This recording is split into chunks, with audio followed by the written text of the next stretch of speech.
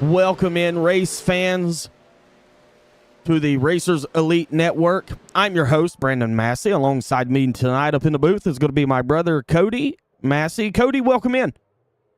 Appreciate you, Brandon. Excited to be here. Glad to be feeling good, man. Last week was a crazy week, and I am ready to rock and roll here at Dega.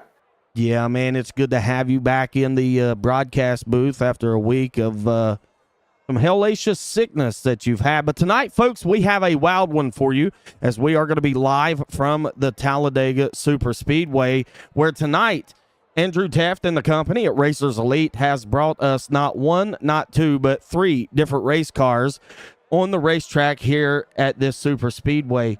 Tonight is going to be a wild one because the track temperature was high. It has since dropped, but right now it shows to be 77 degrees outside with a humidity of 80%. It's partly cloudy, and the on-track temperature shows to be about 90 degrees. Tonight we're going to be racing the Gen 4 Cup car, the Gen 6 Cup car, and the next Gen Cup car in this event. These drivers, though, Cody, each one of them, whoever wins their respective classes, is going to get a free entry into next Sunday's full-length Daytona 500, and that's going to be a banger, as I think we're going to be on call for that one as well. A couple of things that I want to touch on real quick, though, Cody, is how different these race cars are. If you're in a Gen 4 car, well, you're probably going to want to hold on and pray because you're going to get some wild and sketchy runs. The stability of the car is just not overall going to be there, but it is going to put down some amazing lap times. If you're in the Gen 6 car, I expect to see some train-style racing. The track position should be good with these cars, and they're going to provide a big, what I would call, open window for draft capability for those around them. And then we're going to get into the next gen car. And the next gen car, well, is block or be blocked. I expect to see some late moves and some wrecks likely in tonight's event. Cody, it's going to be a wild one tonight because I've never called a race like this, and I know you haven't either, but it is going to be a very interesting show, to say the least. Absolutely, Brandon. Talladega, 2.66 miles of pure adrenaline, the banking, the draft, free. Brother, we might even see four-wide racing tonight with the mix of cars that's on the track. The other thing about Dega, it's not just about horsepower, right? We got a long race ahead of us, so patience is going to be really key here. Like you said, the track is hot. These guys have been out running it, and, I think we're in for an incredible show. But before we get going, Brandon, I do want to take just a moment here. We want to pause to pay tribute to the men and women who served and have served in the past, protect our freedoms at home and abroad. We want to thank all the veterans, men and women out there that are standing tall for us in this crazy world today. So with that, race fans, we are going to go ahead and dive right into the singing of our national anthem. To honor America with the performance of the national anthem, 8-time Grammy Award winner, Chris Stapleton. Oh, say, can you see by the dawn's early light what so proudly we hailed at the twilight's last gleaming, whose broad stripes and bright stars through the perilous fight. Oh, the ramparts we walked were so gallantly streaming, and the rockets regular of Osborne singing out, yeah.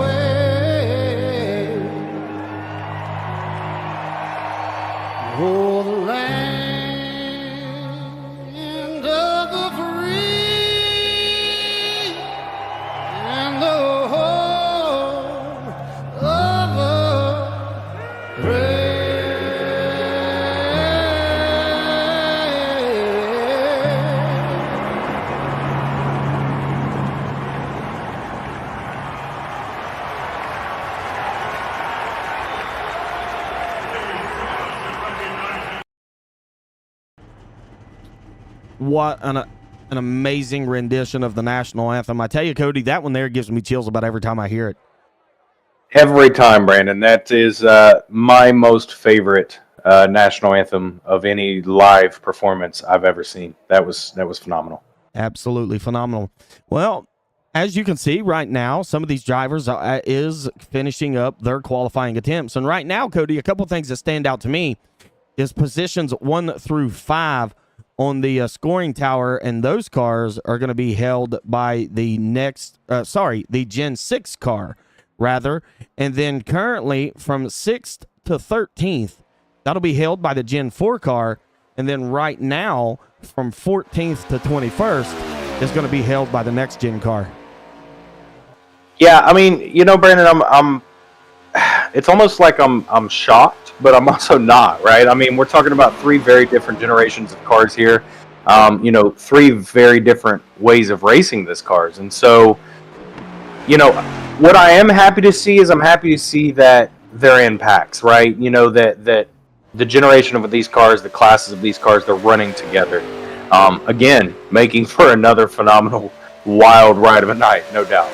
It is going to be a wild ride of a night. When I look at this Gen 4 car, there's a name that stands out to me that kind of made this car his, and this track kind of his playground, and that goes by the famous Dale Earnhardt Sr. Brandon, me and you, when it comes to that man right there, the Intimidator, we got some fond memories, with that guy. Sitting in the Papaw's living room watching him race, seeing some of the most phenomenal races I've ever seen. Kind of brings me back, if I'm not mistaken, Brandon, I believe it was Dale Earnhardt in his final win. He restarted, 18th with 5 laps to go and then came back? Yeah, and that was done right here at this racetrack where Dale was able to log his final win of his career. And in fact, Dale had not one, but several wins here. I believe his total was 10.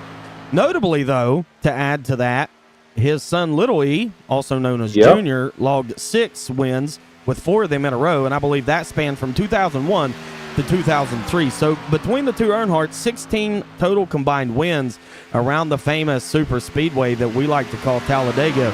But there's going to be some drivers tonight, Cody, that's going to be looking to etch their name into the history books and get an entry into next Sunday's Daytona full-length race. Yeah, and I mean, that is a huge award right there because next week is going to be one of the best events to be a part of. And so the fact that these guys are getting to race, for a free entry to that race, these guys are going to be out for blood tonight, no doubt. They are going to be out for blood. Now, I have been told by race control that they have turned the damage off on the race cars, which means these guys are going to be able to do some unlimited pushing. They also do have unlimited repairs. But there's one thing, though, that's going to hold these guys back, and I think kind of keep this in control, and that's going to be the 25X incident limit. Yeah, I mean, so... I kind of love that they turned it off just simply for this race because these guys are literally going to be pushing each other all the way around. They do have to be cautious with that, right? Because that incident limit is going to play a huge factor here because if they push too hard, people starting to get spun out or they lose control themselves, they got to be really wary of that to ensure that they don't push that too high because, to that point, that's an instant DQ should they reach that max.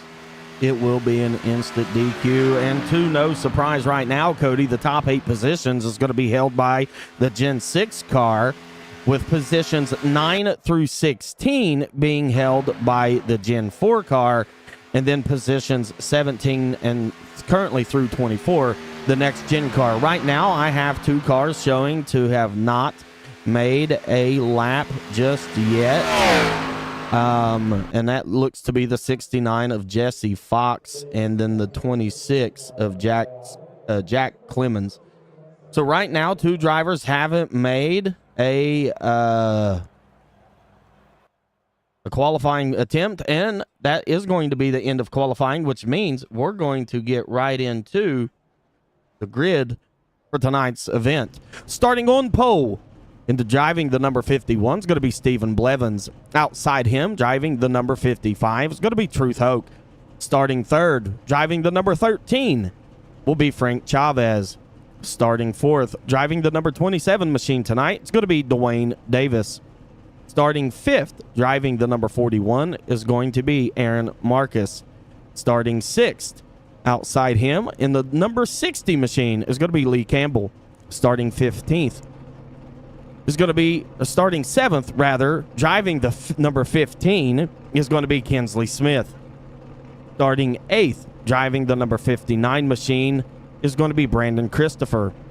Starting in the 9th position, driving the number 10 machine is going to be Kirby Wainscott. Outside him, starting in the 10th position, in the 6th machine will be Johnny Barker.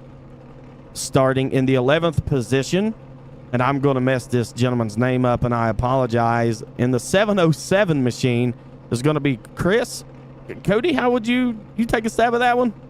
Yeah, I believe that's Chris Gagzel. Gagzel. All right, we'll go with it. And starting in the 12th position in the number 57 is going to be Aaron Roth. Yeah, Brandon, absolutely. It's a great first 12 here. Starting in 13th, we got Andrew Teft in the 97 machine. In 14th position, we got J.B. Harrison in the 90 car. 15th, we got Troy Thomas in the number 3. In 16th, Brett Bray in the 17 car. In 17th, the number 2 car, Brandon Biddy. 18th, Austin Norris. 19th, Alex Gates in the 20th position. We got Barry Nelson in the 196 car. 21st, Danny Jackson in the 18. 22nd, Terry Fennell in the 50 car. 23rd, we got Alan Carter in the 37 machine. And in 24th place, we got Blake Davis in that 11 machine. And that will be tonight's starting grid, as these drivers will be headed around to take the green flag drop for the start of this 75-lap event. And I can tell you, race fans at home, this one's going to be a wild one just for me and my brother to call, because, well, at the end of this thing, Cody, we're going to interview not one, not two, but 3 separate winners, each from the respected car classes. Yeah, I'm kind of excited about that, though, Brandon, right? Because we're going to get 3 very different perspectives on 3 different winners from 3 different classes of car, right? So I'm kind of excited towards the end of this race to be able to talk to these guys and see what worked as we continue around this track. You're going to see them start to bunch up here, race fans, and we are getting ready here shortly to go green. We will be taking the green this time by as the lights is out on the iRacing Pace car.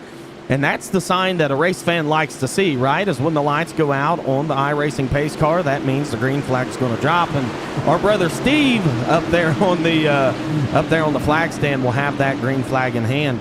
A couple notable mentions that I like to make real quick is going to be Truth Hoke in that 55. It's also going to be Andrew Teft in the 97. But I've also seen a couple of these other guys drive on Friday night by the likes of Kirby Wainscott, etc.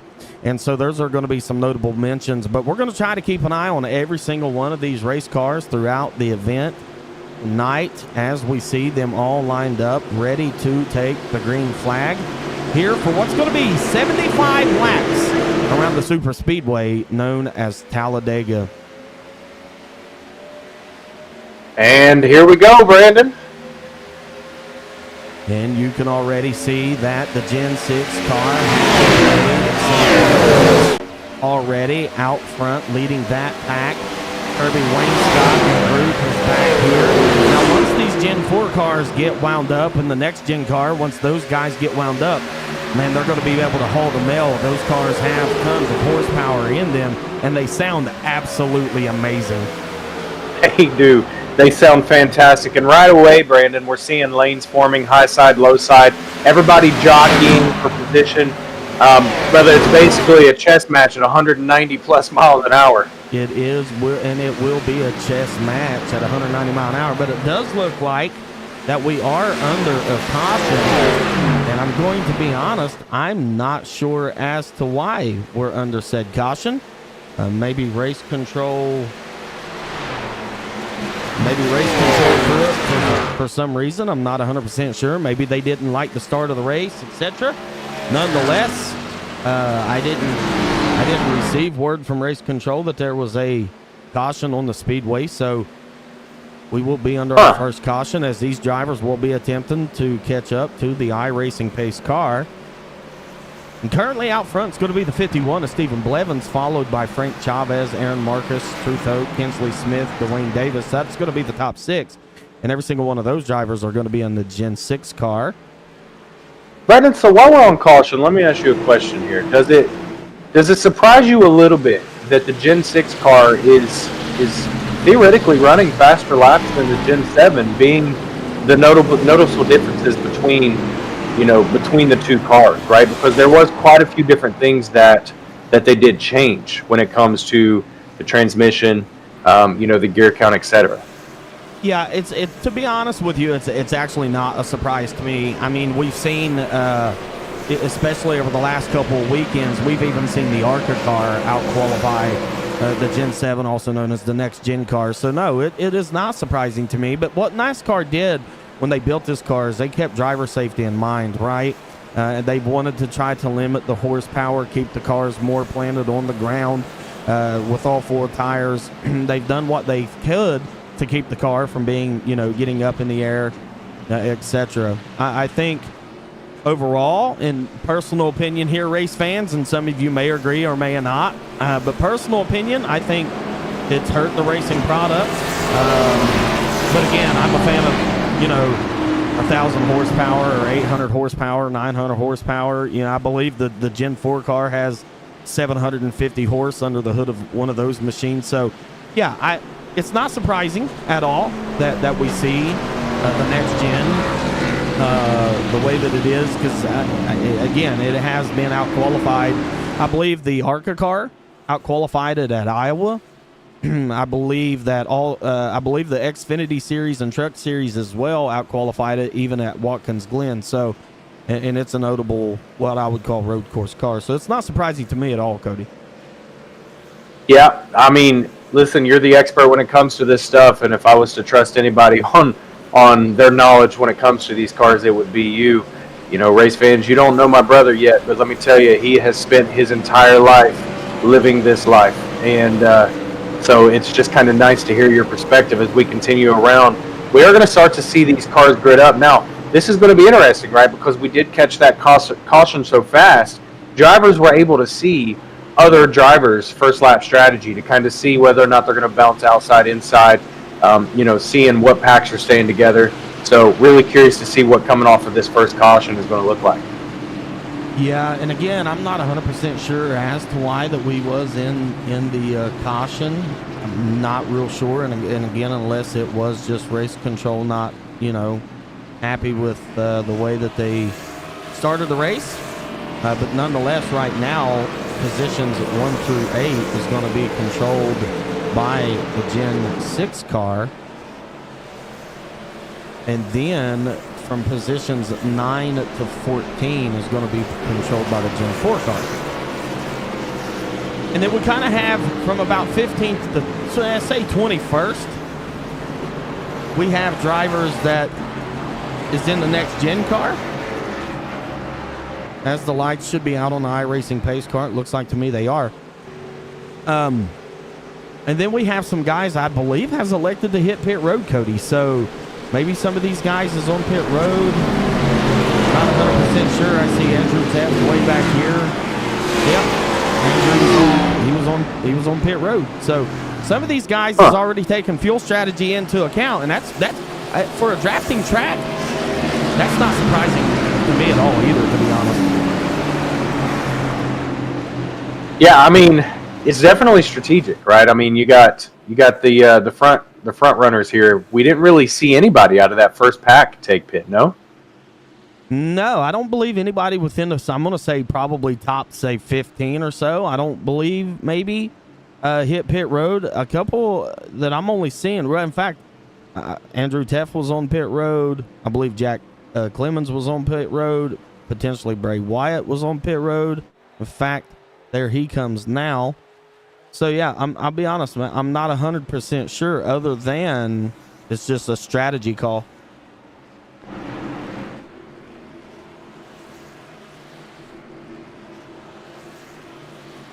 So the lights will be out on the iRacing pace car, Cody. So that means we're going to restart this race as we've logged a couple laps under caution.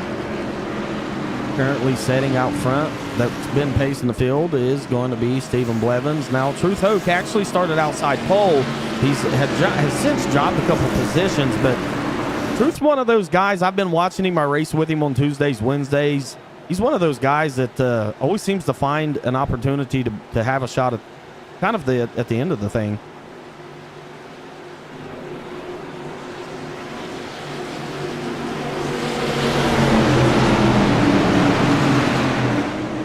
As they round the turn, and here we go, Brandon. Coming off the first caution, we are green with the 51 stand out front and Blevins.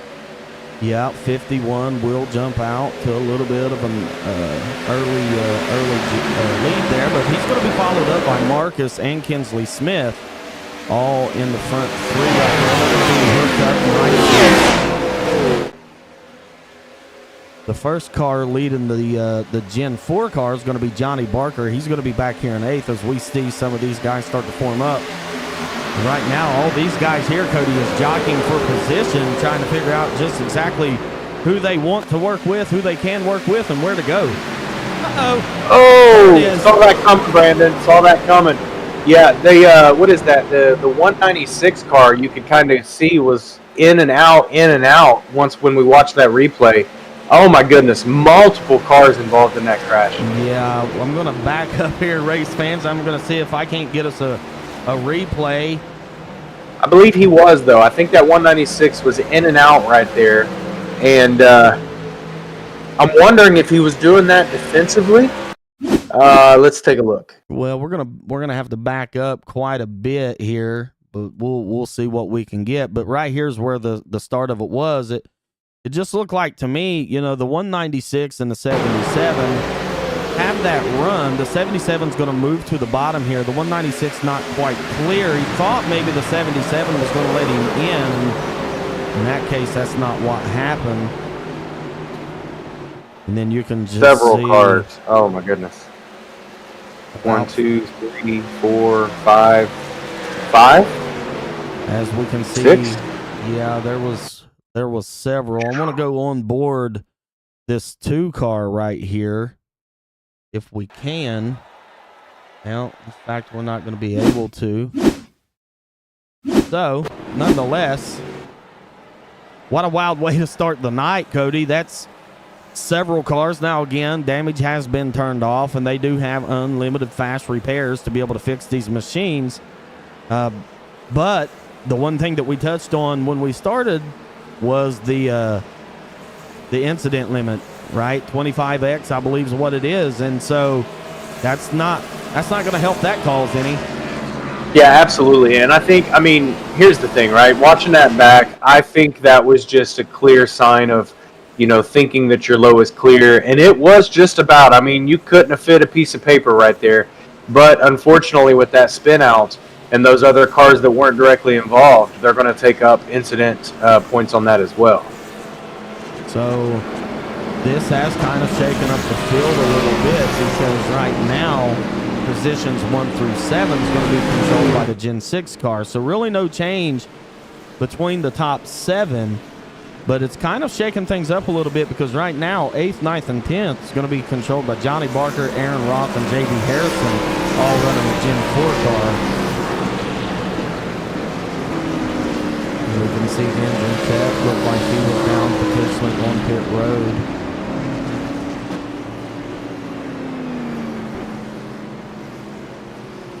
He's coming around to catch the field. So yeah, from about, Cody, what's going to be 10th on back. A lot of the next gen cars are towards the latter part of the field. I'm showing them going to be in 21st, 22nd area back there during this restart. So yeah, it's kind of, it's definitely shaken up the field quite a bit for sure. Absolutely. I think that's a telltale sign of Talladega right there, though. I think coming out of the gate, people are wanting to be aggressive, right? They know there's a long race ahead, but they're going to try to get in those lines. They're going to try to establish that clear drafting, right? They're going to be battling for that, trying to figure out whether or not they want to do it on the outside whether or not they want to do it on the inside. And so I think we're going to see a lot of that frequently tonight as far as, dipping down, dipping out. I mean, I hate to repeat it again, right? But think about Dale Earnhardt when he did make that move from, 15th to 1st with 5 laps to go. He did it without a draft. He was just bobbing and weaving all the way up through there. And I'm wondering if a lot of these faster cars are going to be doing that. And, I think that the big part of that is being careful coming around this track to where we don't see things like that happen. But then also balancing, Brandon, as we talked about, patience, right? Should we be doing that this early? Well, and that's going to be one of those deciding factors, I think, that will play ultimately into, the 3 different class winners. But I think also, too, Cody, we touched on it in our keys to victory, right? And that's positioning. And I believe that was just, I don't think there was any ill intent. I think that 196 thought that, the 77 was maybe going to let him in. And he just wasn't able to get in there. So I think patience is going to be a virtue. I also believe that track position is also going to matter. So what we got to remember is we have 3 different races inside this race, right? Yep. So we have the guys in the Gen 4 car racing, trying to be first overall in their class. The guys in the Gen 6 trying to be first overall in their class. And then the next gen guys trying to be first overall in their class. And so I think right now that's honestly, it's a track position type thing. It's going to be positioning, trying to figure out who you can work with, but then also you got to be patient. Yeah, and Brandon, do you think a lot of it has to do with knowing who's in front of you, right? Because obviously, if you're, if you're leading in, let's just say you're leading in the next gen cars, right, and all of a sudden you come up on a car of a different class, you obviously want to make a move if you need to get around them, right? But you don't want to be too aggressive, right? Because they're not necessarily your direct competitor tonight. That's true. I think the Gen 6 car and the Gen 4 car, I think those two can work well, or at least work better together in the draft. I think the odd car out, honestly, to me, I think it's going to be the next gen. But again, that's my opinion. Now we've only got to see a couple of green flag laps, so we've not really been able to see how these cars are going to draft around each other. But the iRacing pace car has dipped off on the pit road. That means our brother Steve up on the flag stand has that green flag in hand, and Steve Blevins is going to be bringing these drivers down to the restart zone to restart this wild and crazy race that we have going on here, Cody. Good looking cars on the track tonight too, as we are green coming around with the 51 staying out front. We do have quite a battle right there between the second, third, and fourth row cars, but as you can see, those group of cars are yet again pulling away. Yeah, it looks like they restart a little bit better. Now, once I believe these cars get up to speed, we're going to see this Gen 4 car potentially start to be able to run some pretty good lap times. There's a mixture of everybody in this pack as these guys are headed. Look at that 3 wide. Uh-oh. My goodness. Oh, my goodness. 1, 2, 3, 4, 5, 6, 7, 8. Oh, my goodness gracious. Yeah, that's going to be another big Brandon, one. Let me tell you, this right here, proof in the pudding, the incident points is going to absolutely play a flat factor. We are, 10 laps into this race, and we are on our third caution? Yeah, I believe so. And I do agree, as we're going to rewind here and we're going to take a look as to what happened. These drivers are 3 wide. And looks like the 90 just ran out of racing room there. Oh, my. I want to go on board the 10 car here. I want to back up just a little bit, see if we can't go on board, kind of catch Wayne Scott's view as to what happened here. We'll go on board Kirby Wayne Scott in the 10 car here, Cody.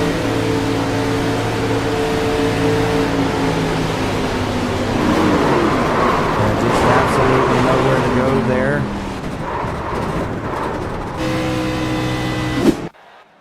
Man. Well, yet again, Brandon, we are shaking things up. Yeah, things are things are being shaken up. That's for sure.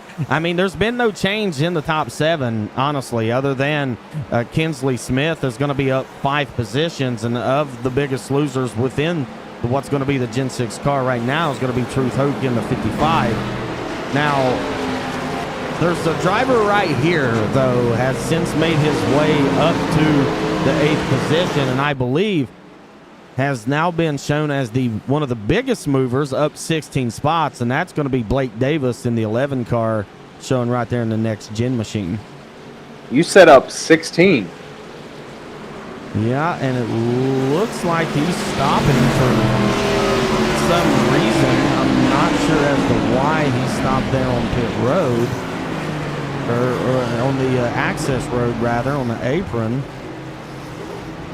So it looked like, and I could be wrong, but as he was coming around through there, it almost looked as though that he had some tire issues. So I'm almost wondering if he stopped. Now, why would he stop, right? We obviously want to get around to pit, get in pit, get out. But, yeah, we'll be curious to see what happens there as these cars start to regroup off of our third caution, 11 laps into this Talladega battle. Yeah, 11 laps in. Most of the race has been under caution. I'm going to venture to say that race control is probably going to be in the headsets of most of these drivers, as they'll be looking to try to get some green flag racing here on Racers Elite Network. If you are interested in joining Racers Elite, you can go to racerselite.com, check out our website, and it'll have all the information there that you need to be able to join Racers Elite Group, as we do have several different leagues going on. Andrew and the group here does an amazing job. I run with these guys on Tuesday nights, Wednesday nights. I run their truck series and their Xfinity series. I've been in the booth. I was in the booth Friday night with them, back in the booth again tonight. They run a Thursday Cup series. They do a Friday night draft series, and that's actually a unique setup, Cody, because the Friday night series is kind of a super speedway series. However, a lot of times they change track and cars, so you're not dead set locked in one car or one track. As this past Friday, we was in, I believe it was the Xfinity car at Atlanta. So yeah, they have all kinds of stuff going on here, race fans. So if you are interested in joining, make sure you go to racerselite.com and check us out.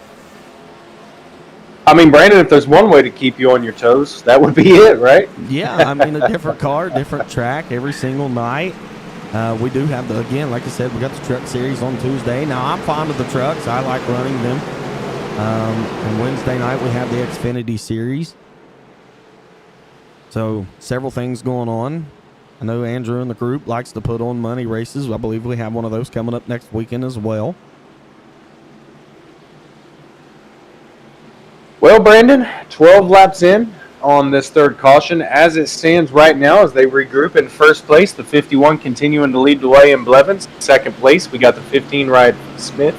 In third place, Marquise. Fourth place is the 60 car Campbell. Fifth place, we got the number 13 ride Chavez. In sixth place, we have Davis. Seventh place, Hoke. Eighth place, Davis. Ninth place, we got Roth. And rounding out the top 10, we have the number 50 machine in Fennell. And that will be the top 10 drivers right there. As there's been no change up front, the 51 has been able to maintain. He's kind of the control car at this point. I believe at the beginning of this race, these drivers have to start on the iRacing green flag, and then any restart after that is going to be on the leader. As right now, positions 1 through 6 is controlled by Gen 6 cars, and our biggest mover currently, he's found himself back in position, is going to be Blake Davis in the 11, and he's going to be in the next gen car. So he's going to be right there in the mix, as he is the highest running next gen car. The highest running next gen 4 car is going to be Aaron Roth, so we'll keep an eye on him as the iRacing pace car is off pit road, Cody, and we're itching to go back green. Absolutely, Brandon. And here we go. 51 is going to take him on to this green flag in Blevins. As he gets going, we are under green. 12 laps into this race fans. And you're going to see those draft lines start as 15 dips down just a little bit. I like to see that, Brandon. Yeah, he was able to clear that third-place car and fall in line right there. As we can see, these drivers heading off turn 2. Now we're starting to see some groups and packs of drivers. Right now, currently, Stephen Blevins will lead this group down pit road. But right now, we have a couple takers on the outside, and that looks to be like the Wayne Davison group. Yeah, I like to see that, especially right up there, that battle for 1 and 2, Brandon. Smith is literally pushing Blevins around this track. I mean, bumper to the rear end, all the way around, all 4 corners. And this is one of those spots and one of these tracks that you can do that. But now, right now, at this point in the race, how aggressive do you get with the draft style racing that we have? It's currently right now positions 1 through 7 controlled by the Gen 6. But I want to go back here and I want to take a look at this group right here, because this group has 1, 2, 3. It looks like 3 next gen cars, and then they also have a couple of Gen 6s tied in with them. So these guys may be looking to make time, but right now, on the outside looking in is going to be Aaron Roth, as you see a couple of those Gen 4 cars lined up on the outside making some headway. And we are 3 wide right around there with that 69 right in the middle in the Oreo car. But he's holding with nobody in front, nobody in the back. He's holding around through there as we see a car heading off. Yeah, hopefully everything's okay there. That's going to be Alex Gates in the 77 headed down pit road to serve what looks to be a black flag. So he had received some sort of a black flag right there. No change out front. You can see this pack has went single file. That's going to be positions what looks to be 1 through 7 right here. So no change with these guys. We're going to go back here to where the racing currently is right now, and that's going to be in this group, Cody, as they're looking 2, 3, and looks maybe even 4 wide. Yeah, I mean, that is just incredible to watch right there. That gets my adrenaline going. These guys back here, I mean, listen, 15 laps into this race, but they are battling. As you can see, we are almost 4 wide, as you said a moment ago, right back there in the middle of that pack. Yeah, right here in the middle of this hornet's nest is going to be right behind them. My goodness.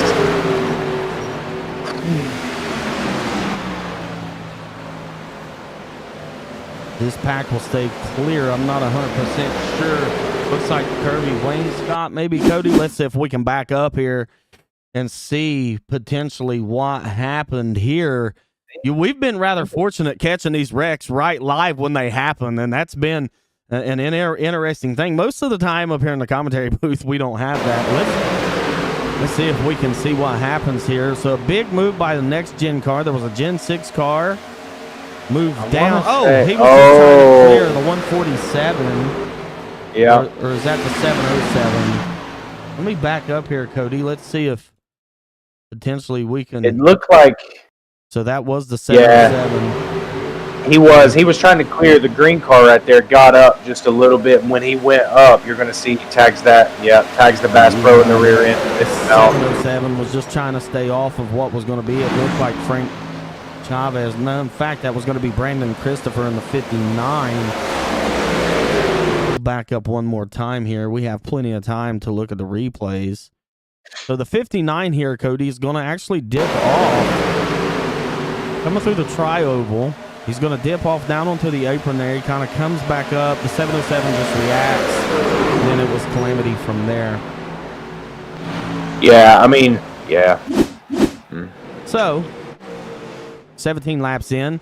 We did get to see some green flag racing there. And there was a couple of things that I seen that stood out to me, Cody. And that was the Gen 4 car actually racing pretty well with the next gen car. But then the Gen 6 front 7 just single file, biding time. They've been the most collective group, right? Being single file, logging laps.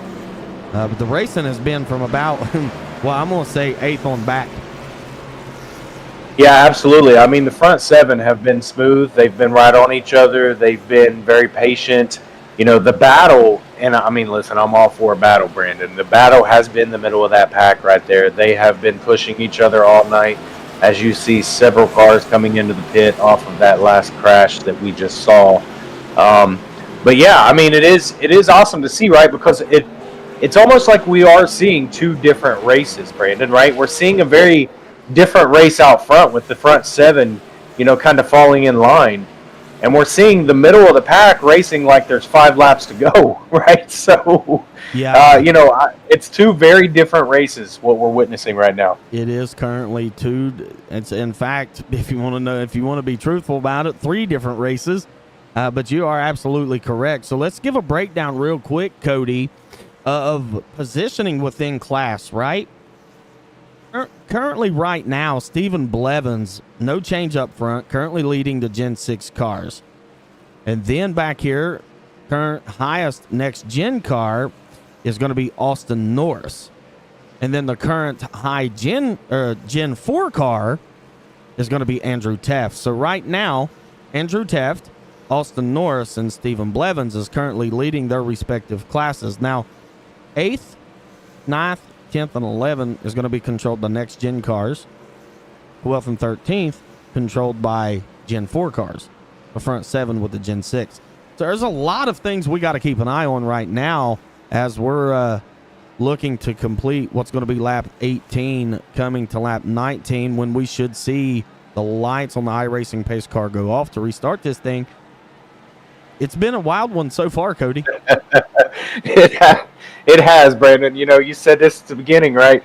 With us setting up here in this broadcasting booth and calling this race as we see it, this is one of the most interesting, fun races I've seen in a minute.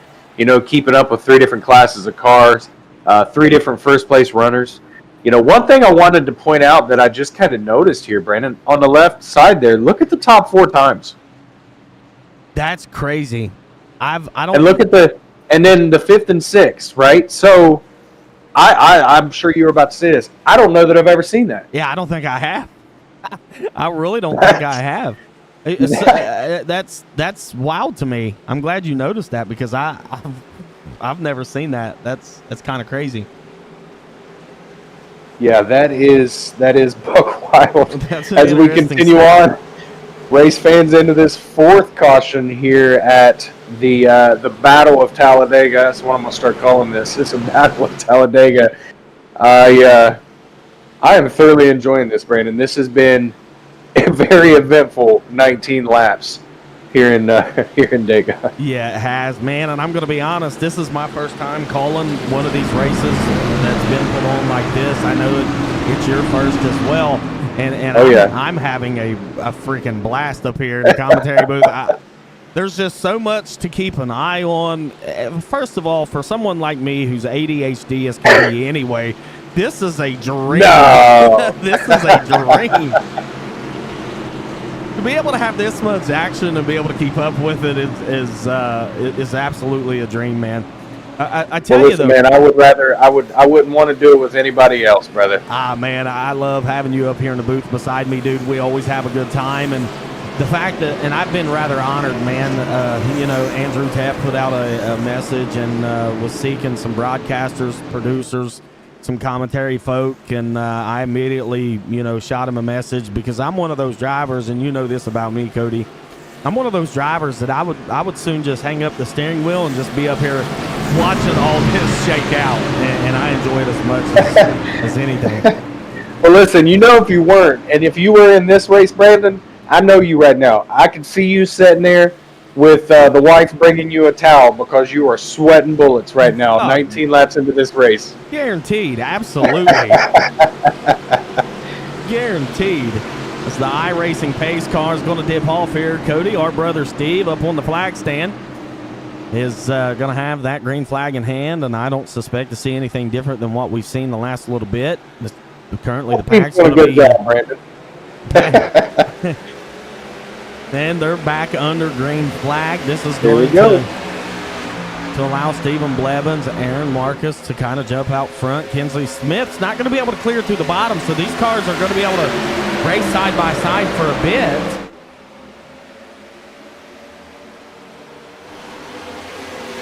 So it looks like, Brandon, we're going to see an outside line in the front 7 develop. As you can see, The 15 looks to be making a little bit of time up on the outside, but they're getting close right there. They are getting close right there. As you can see, that next pack is just shortly behind them. But now here's something we haven't seen all night, Cody, is right now we have a couple next-gen cars hanging super tight to this front pack of 7, as now these guys, well, they're looking to go to the front. Yeah, look at this. That 7 car right there. Man, what a beautiful car that is, by the way. You know, this is interesting to see. Ooh. Now, we just saw that a minute ago, right? They're dipping low. Got to be careful right there between the 7 and the 11. So right now, well, you know, yep. They have about 4 cars broke out, but as you can see, these next-gen drivers, well, they're keeping in tow with this draft, and they're going to be able to lay down some really cool lap times, some really fast lap times right now.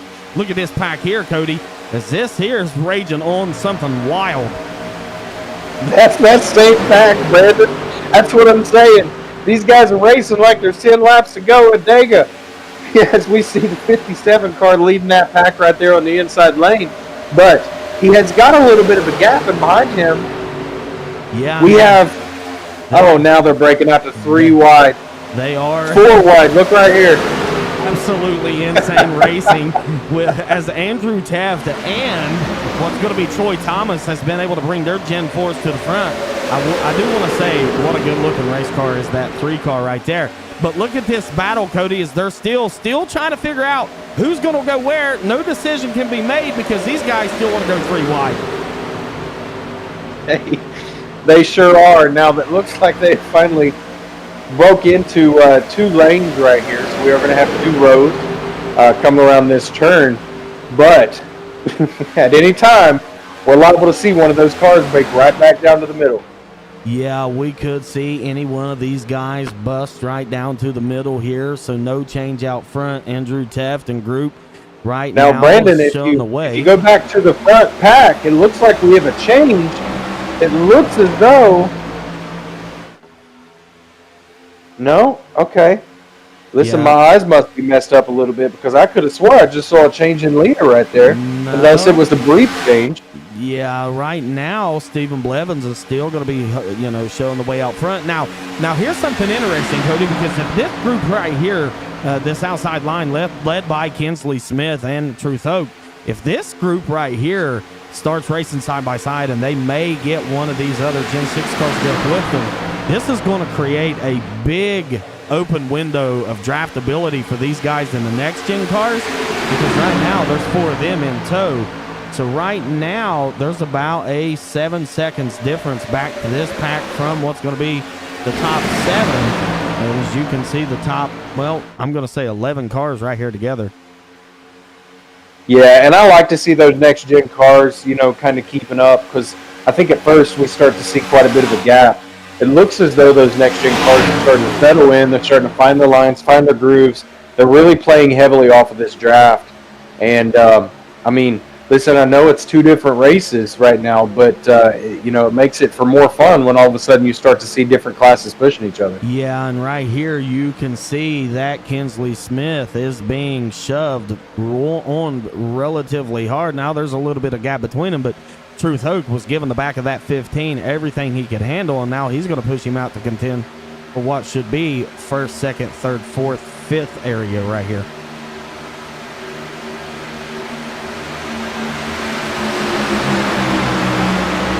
What do you think going through the mind of 51 Blevins right now? Well, right now you're just, you're trying to log laps. You've only got 2 cars on the outside of you out there, so nothing to be really too concerned on at that moment, as he's going to get a beautiful run through the corner. Now, here's the interesting thing, though. Now we have a 3rd car that's jumped up, so now we've got them side by side times 3, and they're going to get a beautiful run. Is Kinsley Smith and Truth Oak. Now, here's one thing that I'm interested to see, right? Does Kinsley Smith, does he move to the bottom, or does he keep that drafting help in the 55 right there behind him and maintain that middle? And they're going to clear to the bottom. Right there it is. Yep, moving to the bottom. I think I would have done the same thing, Brandon, and I think, if I know you like I know you, I think you would have did the same thing as well, because you know that they're probably going to start falling a little single file right here as they are, and you want to be the front of that single file. You do want to be leading the pack. That's kind of the safest place to be, but there's been many a times that I have been wrecked from the lead in these types of races. And so right now, the next-gen drivers have since kind of but detached from the first 7 cars. As you can see, they kind of have their own race going on back here. But then just behind them, and these guys here, well, they've went single file, and they have a new guy leading that pack right there, and that's going to be the 69 of Jesse Fox.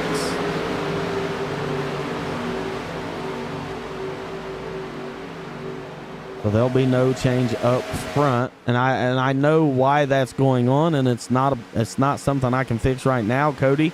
I'll have to fix it for the next broadcast, but I know what is going on with it, so we'll make that change then. So currently, right now, Kinsley Smith will lead what will be the Gen 6 car, and then we'll go back here to Austin Norris. He's going to be leaving the next Gen drivers. And currently the highest positioned driver within the Gen 4 is going to be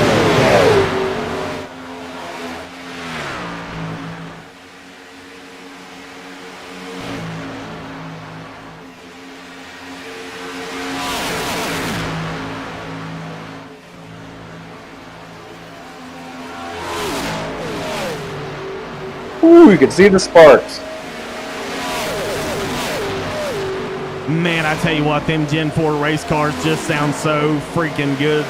They absolutely do. They absolutely do.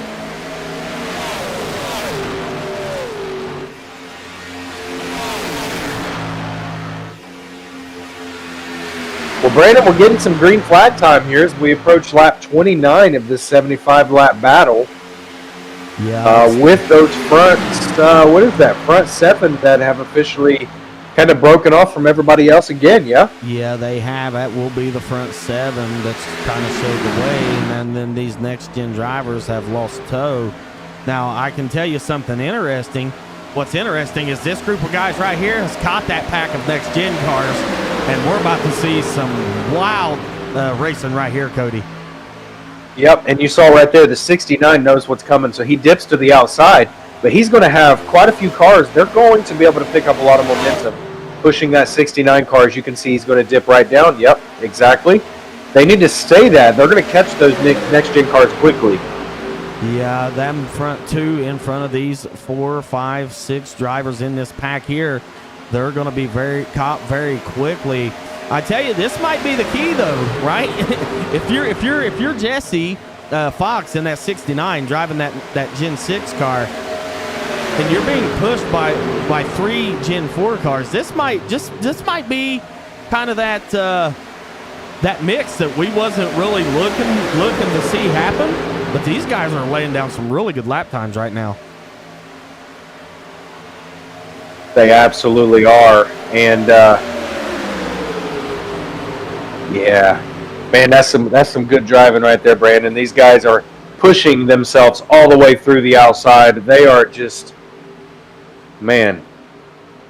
As you can see there in the aerial blimp view that we have, these 4 what a good shot that is. Are going to get single file. Now, here's going to be an interesting thing. Can these 4 cars run lap times equivalent to what's going to be 1st through 7th? As Kinsley Smith and Truth Hoke still show the way with that pack. So I'm interested to see right now, one of the biggest movers that we do have is going to be Jesse Fox in that 69. He's going to be showing up 17 positions right now, Cody. I'm interested to see, can they start to close the gap on those cars? I think, truthfully, they're going to need a little bit more help, a little bit more of a line, and they're really going to have to do some really good pushing. But here's the thing, though. The one thing about this entire event is you don't have to win overall. You just have to win your class. I mean, it's the first time in my life that I will ever see a car that theoretically in a race places 17, but could still win first place. Very well could, and they could be able to get one of those entries into that Daytona race that we mentioned earlier, as I did see in the Discord that Andrew's going to sponsor up 3 entries into that race, and I'm excited to see that one play out. As we can see here, this pack of cars still trying to do what they can to close in on this front 7. Now here's an interesting fact, and you can see it right now. So the first 7 cars are going to be grouped together, right? They're going to be in this pack. Fox sitting in the 8th place with Teft and Thomas and that group. They're actually starting to make some lap time as they've closed in by a couple of tenths. Yeah, I mean, it's just all about staying in your groove, staying patient. Fox is doing a phenomenal job with that. I think in these guys' mind, right, a lot of them aren't worried about what's out in front of them. They just need to be worried about what's right on them, what's around them. Focus on making sure they have a clean race, that we can avoid catastrophes that we've already seen 33 laps into this race. You can see back here, Cody, this is going to be around what's going to be showing as around the 20th or so position with these cars back here, as we're going to head back towards this second pack to see if this second pack's been able to make up any time. And in fact, I believe they have been able to make up some time. They have actually made up a couple of tenths, so now they're down to 10.6 seconds. So they're actually making some lap time on that front 7. Now, pit strategy, right? We're nearing the halfway point here in just what's going to be about, what is it, Cody, say 3 laps. I believe these drivers may have to pit at least one more time, but if I'm correct, some of these drivers like Jesse Fox, Andrew Teft, Troy Thomas, they were last on pit road around lap 10, lap 17 potentially. So pit strategy here could come into play. Now, I understand how race car drivers are, Cody. You want to win overall, right? You want to be the first one to take the checkered flag, and you want to win overall. And I think strategy could play a factor in that. You know what I'm sitting here thinking, Brandon? I mean, we're 35 laps into this race. Has the front 7 pitted yet? To my knowledge, there has been nobody in the front 7 cars in this lead pack right here been on pit road. So talking about pit timing, right? I mean, do you think 2 through 7 is watching like a hawk to see when that first place car is going to pit? No, I think collectively what's going to happen is these front 7 cars are actually probably going to pit together. Now, as we're going to have a 5th caution here, and I'm not sure as to why, I'm showing that there was a wreck towards the back part of the field here. Let's see if we can find it, Cody. Well, he was by himself. So I'm not 100% sure as to why that caution happened. Now, do you think, being that this caution came when it came, that they're going to be thinking possibility of a pit? 100%. Anybody? Yeah, 100%. I mean, you're nearing the halfway point, right? I mean, now it's time to get on pit road. But now I tell you, this has done something interesting, right? So that second group, led by Jesse Fox and Andrew Teft and company, was gaining on the front 7 cars. This just changed the entire complexity of this race, because now all these guys are going to be grouped up on this restart, as I believe they're all going to be coming to pit road. They're going to be getting 4 tires and some fuel, or at least I know probably the front 7 for sure. And the whole complexity of this race has just changed now. Yeah, I'll be curious to see. I mean, I'm watching for it. I'm wondering if the whole field, because even thinking back, there they go, as you can see, they start to enter pit road. But thinking back to the last caution when we saw a few that had to pit, I'm still thinking pretty much everybody's thinking right now's the time. Yeah, very potentially, as we do get a look up pit road, as we can see those drivers coming down through there, and it looks like most of everybody is going to in fact hit pit road. As you can see, there's Truth Oak and his machine. We'll keep an eye on the race off pit road. He was able to actually get in his box, get stopped, Now, we know Kinsley Smith and company was actually leading when they come in, and here's going to be your race off pit road. In fact, it will be Kinsley Smith, but that will be a change because Jesse Fox will come out second off pit road. That shapes things up a little bit different, Brandon. It looks like to me this is a fuel-only cause. He only spent 7 seconds, right around 7.5 seconds on pit road. Kinsley Smith was on pit road for 13.25 seconds, and Truth was down there for 15 seconds. But it looks like what this has done is this is going to be a fuel-only call potentially for Jesse. I don't hate that call. I don't hate that call. I don't hate that call. He was last on pit road at lap 17. I don't hate that call at all. I think this is a really smart call, right? I mean, you're going to put yourself within that lead pack. I think this is a smart call. I mean, the boy's racing for the win, right? Like, he's being very strategic because you know in his mind, like, exactly what you just said, right? He knows when he was last there. He knows what he needs. I'll be curious to see, though, how the tire wear is going to play 10, 15 laps from now for Fox. I don't think that it's going to. I mean, the last time that he was on pit road was going to be, from my knowledge, is going to be lap 17. So that being the case, if I'm correct when I say this, he should be okay on tires. I really don't see it being an issue. I really don't, as we're going to see Terry Fennell head down pit road in that 50 machine. So I'm going to venture to say that he missed his pit box because I didn't have a pit time on him.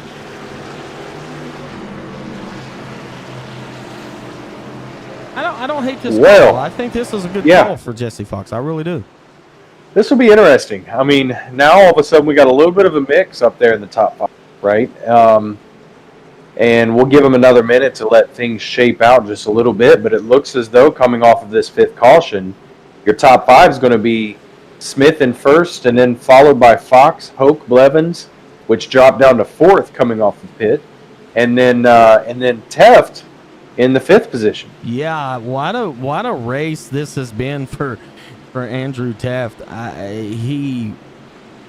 I tell you, I've raced around Andrew for several weeks now, and a lot of these guys, and he's really smart with fuel racing. He does it every Tuesday. He wins the truck series. Most of our races there are pit races, and so yeah, I think overall, man, he does a really good job, and he's put himself in position because the next Gen 4 car that's behind him is Troy Thomas, and he's in the 9th position, so a few positions back.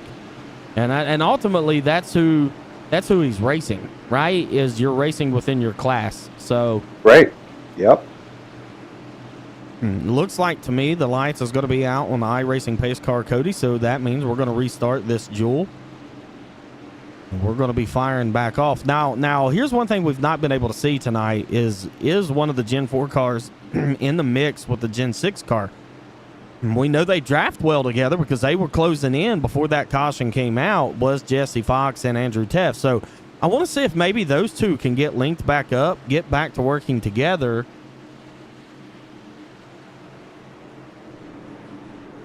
As the iRacing pace car will dip off pit road. That's going to allow Kinsley Smith and Jesse Fox to bring this group back to, not sure what's happening back there. Yep, saw that. And this race is back underway, Cody, as we are green. And these drivers will be completing lap 38, working on lap 39. So we're officially over the halfway point. And as you can see, some movers and shakers. We do have a couple of next-gen cars right up in the mix there. It looks like to me that the Gen 4 car just struggles to get taken off, but once it gets rolling, man, it can make some beautiful lap times. Right now, we're going to have a battle for a lead. And what's going to be one of our biggest movers, Jesse Fox, looking on the outside, Cody, up 24 positions to the... Wow! Holy Brandon, look at that. As that 69 machine just took off with the draft behind him coming from the 51 Blevins, which is our leader for that gen, right? So we have two leaders in the first and second overall right now. Yeah, right now Jesse Fox is going to be showing the way. Again, that I believe is going to be a fuel-only call. If we get a chance to conversate with him, we'll ask. But right now, Andrew Teft and company is picking up on the draft of this front group here. What an incredible start by Fox. What an incredible start by Fox coming off of that caution. Now, as you can see right out front, it did look like, yep. So we got the 55 and 15 jumping to the outside. Going to see if they can't make a move on the outside as 69 and 51 start to gap apart from each other just a little.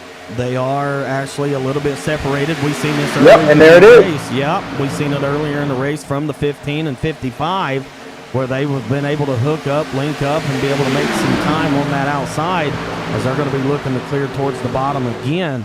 I want to keep an eye on this group right here, though, because this group right here is being led by the 7 of Austin Norris, currently our highest running next-gen car, being toted by Alex Gate in the 77, and then a slew of cars behind them. So I think these guys are actually going to be trying to pick up the draft on maybe this front pack. As we see the 41 of Aaron Marcus step out, there goes Andrew Teft. One shot that one. Now I think Andrew's going to try to link up here with that 41, and I believe they'll be able to make some lap time and possibly clear these next gen cars. As right now, Kinsley Smith, Truth Hope, will take over the top spot. No change there. I want to keep an eye on the battle here. You can see the 7 get a little squirrely. That's the thing with the next gen car. Them pointed front end. Well, actually, yeah, he is in a Camaro. Is Alex Gates. So those cars will be able to clear. If they can stay towards the middle of the pack, that would allow Troy Thomas to be able to clear in his machine. And then we have a whole nother race going on back here. So right now, currently, in the Gen 6 front runner leading the pack is going to be Kinsley Smith. Andrew Teft right now only has a couple positions over top of Troy Thomas as he's now been able to clear. So that battle is going to rage on, as Andrew Teft is the highest running Gen 4 car. And then Austin Norris with Alex Gate in tote is going to be leading the next gen group. We'll go back out front here, Cody. Yeah, as we continue around, Smith and Hope continuing to lead the way up there in the 1 and 2, followed by Fox in the 69 and 3rd. 4th place, we got Blevins. And rounding out the top 5, we do have that 13 machine in Chavez. And they are going to link up single file coming around through here, Brandon, with Fox holding his own up there with those cars. He is, in fact, holding his own. I think this is a really good position for him to be in. You don't want to be the last car in this line, but being right here where Jesse Fox is running is ideal. He is going to be at a little bit of a tire disadvantage, but I don't think that's going to be that big of a disadvantage. Right now, though, this is a pack that I do want to keep an eye on, Cody, because right now they're making up some lap time on that front pack. And we've seen this work earlier with a Gen 4 car pushing a Gen 6 car. We'll keep an eye on that group there as well. Austin Norris and company still in tow here. We're going to go back here to J.B. Harrison in this group.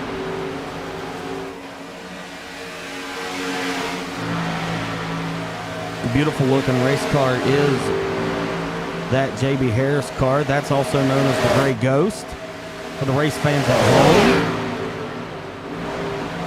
The Gray Ghost paint scheme. Earnhardt Jr. ran a form of this.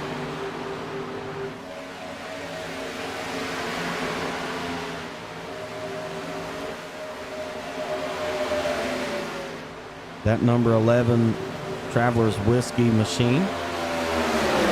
You know, Brendan, it's hard to kind of keep on who we want to keep an eye on. There's just so many great races going on amongst this one race here at Talladega. There is tons of racing going on right now. You can see these front 4 or 5 cars have since checked out just a little bit. And you can see these group here. There's about 4 cars in that draft working together. I think they're going to need, or would at least need 2 more cars, I would think, because we're going to be nearing about 25 to go here in about 5 or 6 laps, Cody.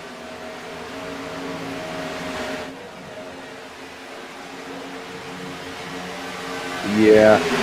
This is just incredible to watch, right? Because I love seeing a mix right up there. Now, as you can see, the top three with Fox in that third position starting to pull away just a little bit, with 15 and 55 doing a phenomenal job right up there at the front. Yeah, you can see a little bit of a gap distance, but these cars create so much of an aero advantage in terms of the draft that you're not going to have to worry too much if you're Blevins or Chavez. You'll be able to draft right back up. They do open such a draft. Well, that little sketchy there, a little bit of a bump through the corners. These guys are pushing pretty hard. Starting to get a little loose, but he caught it up. Check back into the middle of the pack here.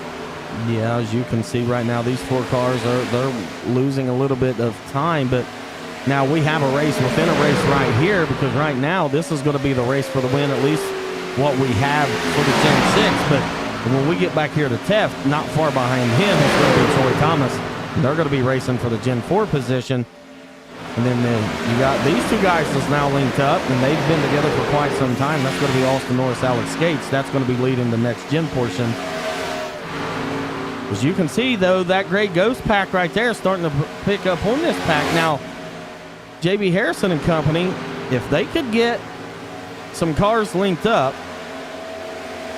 they could potentially make some lap time on this pack here.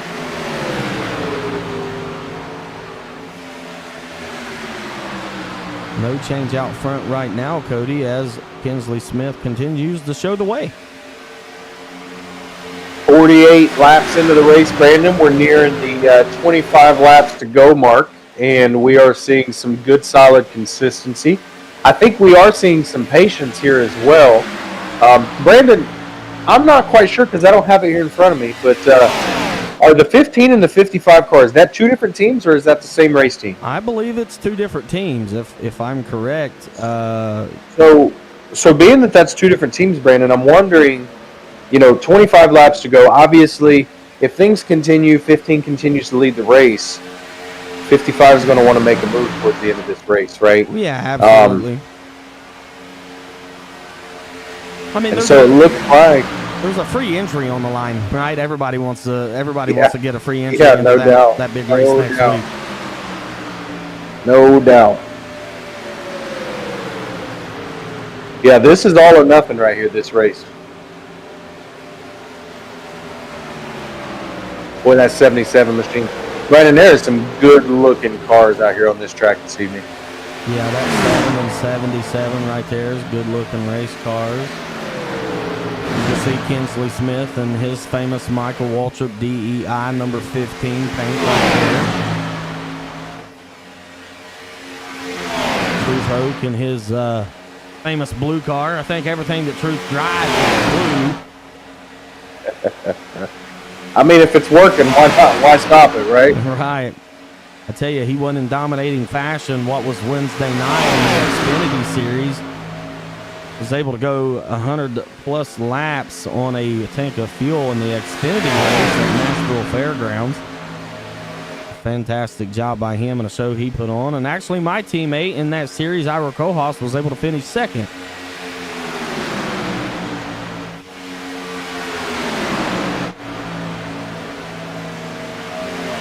So right now, I believe if you're this pack here, you're not really making headway. You're not really losing ground, but you're not really making up anything. But the race within the race, right? In this spot's going to be Teft and Thomas. And there it is, 25 to go. Yep, and we have hit the 25 to go mark. These three guys here trying to work together to make some lap time. Right now, battle for the next gen position is going to be between the 777 and no change there. This group here is very quickly and fastly approaching that group in front of them.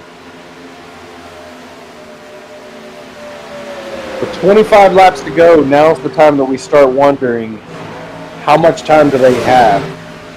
Right? How much time do they have for that back pack to catch that middle pack? Well, I think if this group here stays kind of gapped the way that they are, I think that this is going to allow Marcus, Teff, Campbell, that kind of group. Teff's on pit road. Well, it showed Teff on pit road. In fact, he is not. He's still in the mix right here. I'm not sure why that the timing and scoring shows him on pit.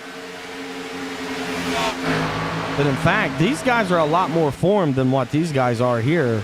Now, not sure what happened. Let's go back and take a look here. Because we do have a pass for the lead. Oh, we got him on the inside. Yeah. Looked like Kinsley may have got a little bit of out of shape there. And so now this is going to put Truth Hope, Jesse Fox, Kinsley Smith, Stephen Blevins is the front four. Now this has allowed this group to close in just a little bit. They was about 4 seconds out a couple laps ago. They've since shaved off about a half a second. And I can tell you, Aaron Marcus and group right here, they want to catch that front pack. They want to have a shot because Aaron Marcus and then the 60 of Campbell, they know they have to catch that front pack to have a shot to win their class at Fox, right? Well, Truth currently, but yeah.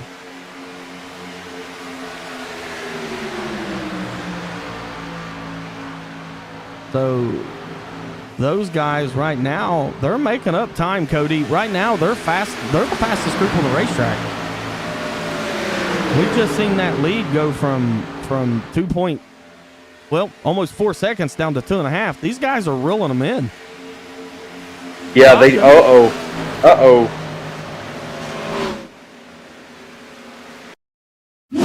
We're going to see if we can find out as to what happened here. Right there, you see it. It's going to be the 169. Oh, my goodness. Back up just a little bit here, and we'll see what happened. Looks as though he just got a little bit loose with that 18 car coming up on his inside fender there. Let's see. Yep. So that's the thing with the Chevy Camaros, right? And with this next gen car, which I don't think that was a Camaro that was behind the 169. I believe that was the Ford Mustang Dark Horse. It was, in fact. Yeah, just kind of caught him off center, right? You got to be a little bit more center with this car. Just kind of caught him off center.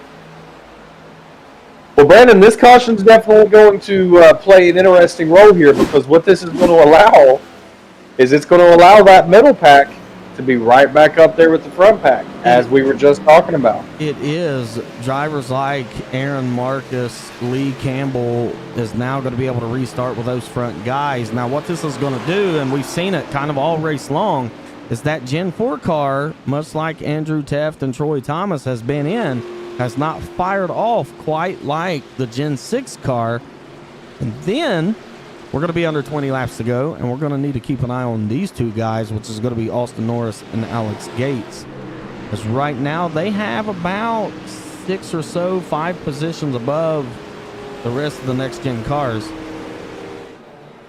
Yeah, I mean, And fuel strategy is coming into play because we have a couple of drivers staying out on pit road. One of them is going to be Stephen Blevins. The other is going to be the 13th of Frank Chavez as Truth Hoke and company's coming down pit road. Okay, well, this will be interesting, right? Because obviously these cars hitting pit road right now, are going to get a quick fuel up, which makes me wonder, the ones that are not, right? What are they looking like on gas? That's what I'm wondering right now. Well, it looks like by their pit times that a lot of these is just going to be fuel and go to make sure they can get to the end. So a lot of fuel and go stops for these drivers. That's going to leave what should be Stephen Blevins and company out front.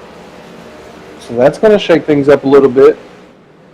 So curious to see. We'll let them kind of grid out here, see what the field is going to look like as we continue in this sixth caution of this race. Yeah, and a couple noticeable big changes that I'm seeing is, one, Austin Thomas elected to come down pit road. He's currently third in his class, but Alex Gates elected to stay out in the 77. The closest driver to him, though, is going to be Barry Nelson in the 196 back here in the 8th position.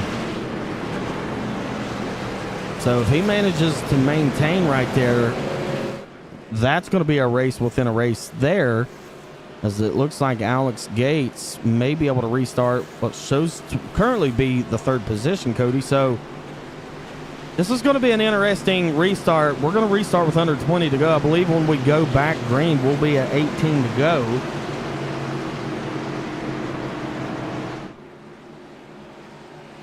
Huh. Yeah, I mean, 18 to go, right? Like, pits are done at this point, unless there's another caution, right? Pits are done at this point. We are full force all the way around to the finish. So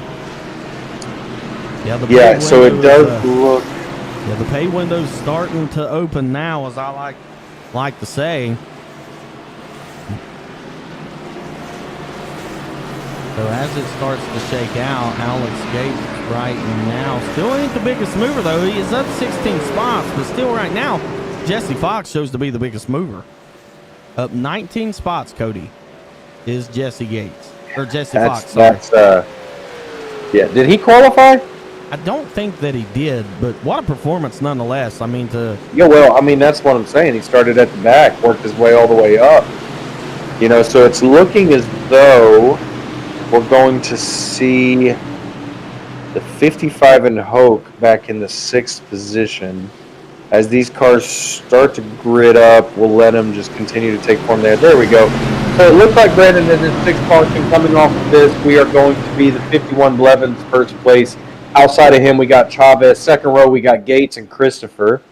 In the 3rd row, we got Smith and Fox. 7th place, Hoke. 8th is going to be Teft. In 9th, Marcus. And in 10th position is going to be the 60 Machine Campbell. Yeah, and that's going to be the top 10. And for the race fans at home, if you have not smashed that subscribe button on the Racers Elite Network channel, please go ahead and do so. We have plenty of racing to cover throughout the week. The only night that I don't think that we do anything on is Mondays and Saturdays. We typically have racing going on all week long. So smash that subscribe button and turn the notifications on. That way you know when we are live right here on the Racers Elite Network. One thing, Cody, I want to keep in mind here, though, and one thing that I'm anxious to see is one of the guys that's kind of, he's led about them, I'd say almost probably the most laps, is going to be Kinsley Smith, and he's going to be restarting back here in about the 4th, 5th, 6th position. Yeah, I think listen, I'm going to take a wild guess here. I'm going to say there's going to be some early moves coming out of the caution right here. As you can see, the pace car coming off, getting ready to go green. Let's see if I'm right, Brandon. Yeah, the iRacing pace car is going to be off, and that means that Chavez, Blevins collectively is going to be bringing these guys to the restart zone, in which case the 51 will fire off. And we have one spin the tires in the back. That's going to be Brandon Christopher. Look like he spun the tires. That's going to really shake up things and really play. That's going to be trouble. Major trouble for Jesse Fox and the group back here. Now, right now, you have a Gen 6 being pushed by a next Gen, followed by a Gen 6. This is, if you're Alex Gates, this is great. But right now, Jesse Fox has fallen all the way to what I'm showing to be the 12th position. Yeah, my goodness. Look at the bumping going on with these top 3 right there. Did you see that? They are, the pay window's opening, Cody, and now it's go time, right? That's kind of where we are. Right now, here's a race within a race as well. As you see, Johnny Barker, Andrew Teft and company, they're going to be racing for the Gen 4 spot. Yeah, we are starting to see this thing heat up right now. These guys, they know what's on the line. They know what's coming next week. They are racing their hearts out. 17 laps to go here at Talladega. Look at that front line. As you can see, 15 literally pushing that 2nd place car up the track. We do see the one car bumping out, wondering if another car is going to bump out with him there, see if we can't get an outside draft. Doesn't look like we're going to see that right now. It doesn't look to pay dividend for Norris in the 7, as the guys that's within this group, or at least within the top 10 now, know they have to make a move. Time is slowly starting to run out. Now, 16 laps around this racetrack is quite a ways to go, but to be able to get to Alex Gates right now, he's in that next gen car. We'll keep an eye on that. Back here, Andrew Taft has since jumped out in front of Kirby Rock and Kirby Wainscott. So this is going to be a battle we're going to need to keep an eye on here, Cody, as well as this battle here, as we have 2 and 1 with the front 10 cars. Man, I'm on the edge of my seat, Brandon. I'm waiting for the end of this race because I'm telling you, I just feel it in my bones. We are going to see some wild moves coming very soon. And again, we touched on those moves, right? Block or be blocked. Kind of one of the discussions that we had with the next gen car. Positioning and the draftability of the Gen 6 car. A lot of things to shake out here. We can see still no change within the front 3, 4, 5 cars. Right now on the outside looking in is going to be Barry Nelson in the 196. Going to be trying to figure out a way to get to Alex Gates. Now, if you're Barry Nelson, you're hoping that one of the Gen 6 cars kind of maybe get Alex Gate, up and out of that draft. Jesse Fox. Now, here was a duo that we seen earlier work, Cody, is Jesse Fox and Andrew Taft, and they got a 4-car pack right here. Yeah, I mean, 15 laps to go, we got to wonder, right, how much time do they have left to catch that front pack? It looks as though, let's see, it looks maybe about 3-second difference. Right now. Yep, right at about 3 seconds. Yeah, it does. It shows to be right about 3 seconds, but I can tell you one thing's for sure. These guys are holding the mail because right now it looks to be less than 2 or right around 2 seconds at the moment, and these guys are, they're catching these guys quick. Wow, yeah, they are. Looking at that spacing from where we were coming off of that caution whenever Fox got kind of caught up in that car spinning tires towards coming off of this. Yeah, so this is going to... Hey, your line there.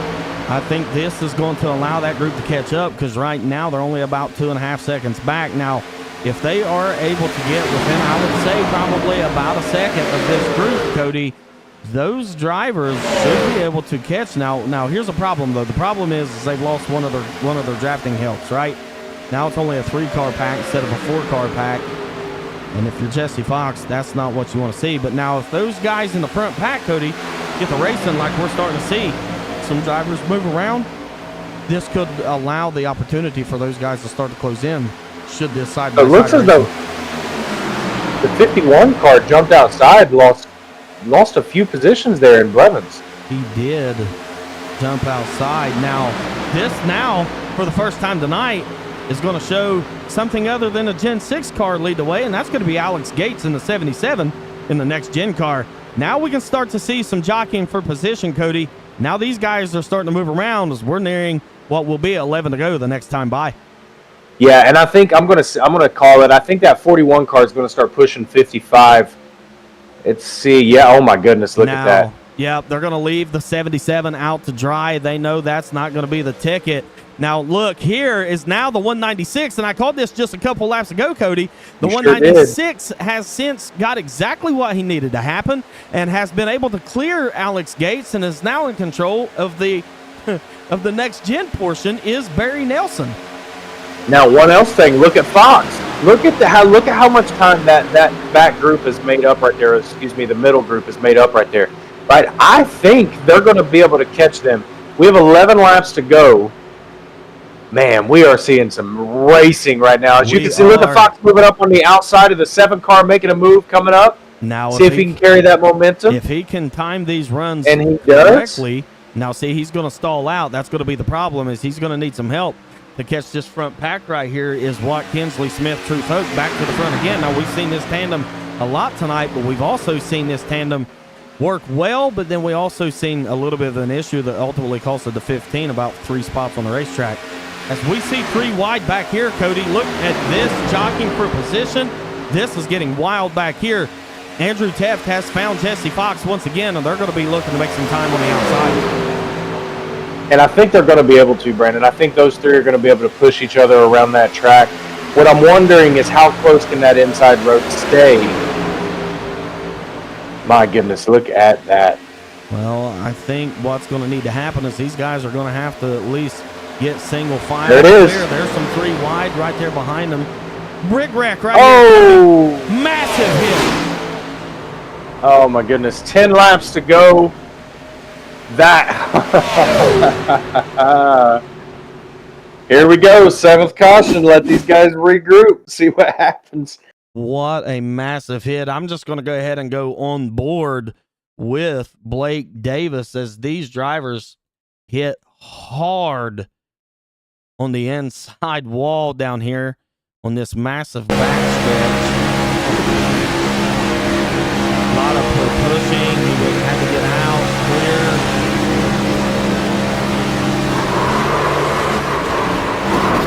Yeah, just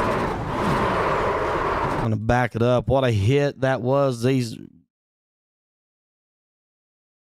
with the safer barrier, that's still quite the hit for that. You can see the Levin's pushing for everything he can push. He gets out of line. Looks like maybe a side draft going wrong, and it just... God. They did hit so hard. Shot those guys down as we see the sun start to set on this beautiful racetrack. You know, I got to visit this racetrack about 2 years ago for the first time, and I'm going to tell you, TV does not do it justice for how massive Talladega Superspeedway is, but just how alive that it is on race weekend. It's an experience second to none. It was an absolutely amazing time.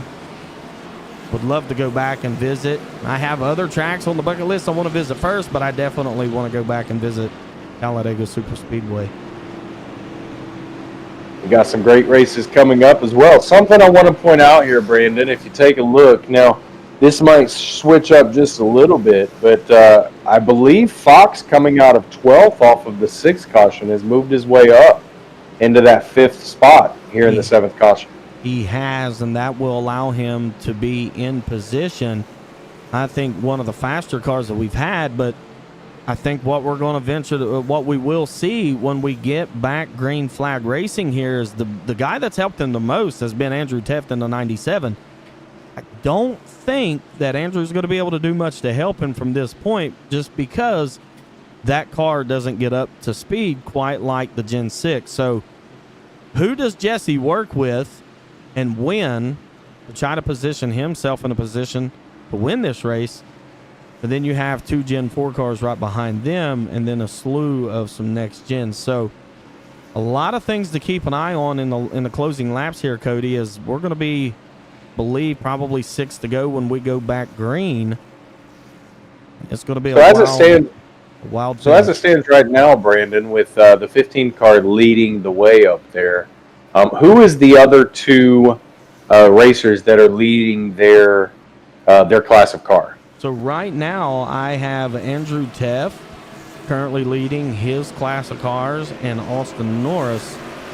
And again, the 169 had exactly what he needed, at least within the next gen race, right? But then you find Austin Norris and Alex Gate right back together again. Now, these 2 have been around each other all night long. And then you have the 50 of Terry Fennell right there with them. So currently right now, Kinsley Smith will be leading his group, Andrew Teft leading his group, and Austin Norris leading his group. That's the current 3 leaders we have for the respective classes. You know what that means, Cody? We're going to have 3 different winners, right? Yep. That means we should get 3 times the burnouts for victory celebration. I would agree to that, Brandon. In fact, I better see 3 different burnouts. Listen, this race is for the history books. How often do we get to see something like this, right? Let these guys get out here and celebrate. Hell, let them beat and bang on each other once the race is done out there doing their burnouts. Yeah, absolutely. As we will restart, and these drivers will be taking 6 to go. Once they get them wound up, tight, and ready to go, we'll be seeing 5 to go at that point. But right now, you have 5 cars that's going to be battling out for overall class position within their group. It's just a lot to keep an eye on here, Cody, as this is going to be an interesting So I'd like to point out here, Brandon, the 69 car in Fox starting right there in the 5th position. Out of the top 4, who's his competition? Everybody. Remind me which. Everybody. No, I understand. That's 2 different classes, no? No. Everyone in front of Jesse Fox will be what he's chasing after. Okay, got it. And then F is leading in 6th. He's leading his class. Yes. Got it. Race fans, that's what I'm saying. It's a little bit difficult sometimes to keep up with this when you got 3 different classes going. But let me tell you, been one of the funnest races I've caught in a minute, Brandon. Yeah, this has been absolutely wild. I don't think I've ever had as much fun doing a broadcast as I have had with this one. We'll be restarting with 6 laps to go, Cody, and that means that this thing has just, honestly, it's just begun, right? I mean, you're going to see a lot more aggressive pushing. We know that the damage has been turned off, so we're going to see a lot more, hooking of the bumpers and a lot more aggressive pushing. So it's going to be wild. The iRacing pace car is going to pull off here, Cody. That means Kinsley Smith, Truth Hoke, outside front row. Inside front row is going to be bringing these drivers down for the green flag restart. Imagine the chatter going on in the woodshed right now. Here we go. And Kinsley Smith will get a beautiful start, but I'll tell you, the 55-51 of Hoke and Blevins is lined up really well. Now, what do they do here? Now, we're going to start seeing the 15 start to play some hardcore defense right here.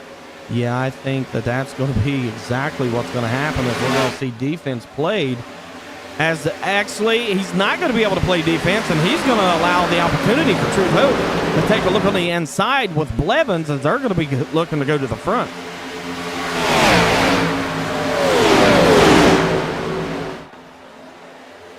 So 15's going to fall right down there in 3rd place. He's going to stay in line. We do have a major battle. Look at that second group right there. Yeah, wow. They are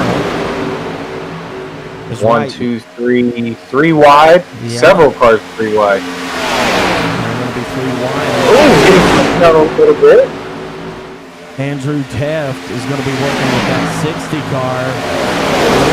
Eyeing what should be, I believe, Aaron Roth for that position.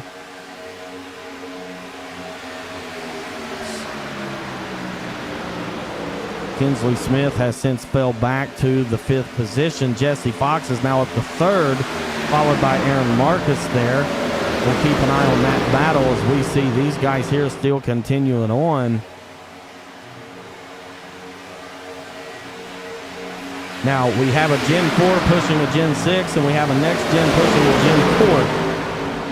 So this is quite an interesting battle here.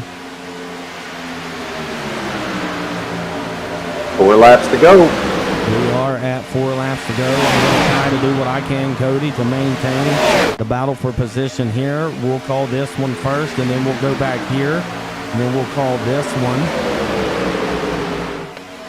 Right now, I think if we're going to see a move made within this group here, it's going to be on the white flag lap. Once they hit the last lap, I think we'll see a move made here. I think you're in the danger zone. If you make a move now, you're going to get hung out to dry. That's not where you want to be. As we can see, Andrew Teft has now since cleared Aaron Roth. He will be leading his pack. Alex Gates still leading his.